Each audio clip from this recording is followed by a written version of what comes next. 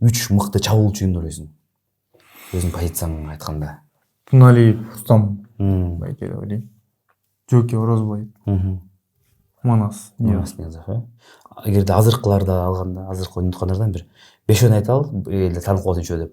5 оюнчу алар толугу менен эле ошол коргонуу, полузащита, нападение баарын алганда.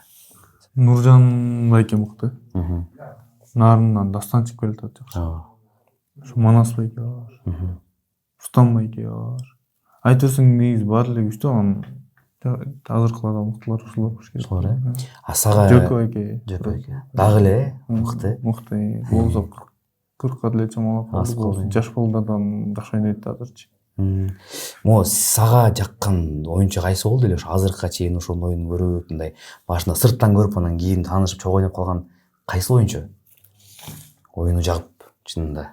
Оюну жаккан негизи Кыбырайып Улан байке болчу. Кыбырайып, Азыр деле мыкты. Азыр дагы Айыл өкмөттө ошолордун айыл өкмөтүнө чаккан да мен. Легионер болчу. Азыр деле мыкты, көптөрдөн мыкты.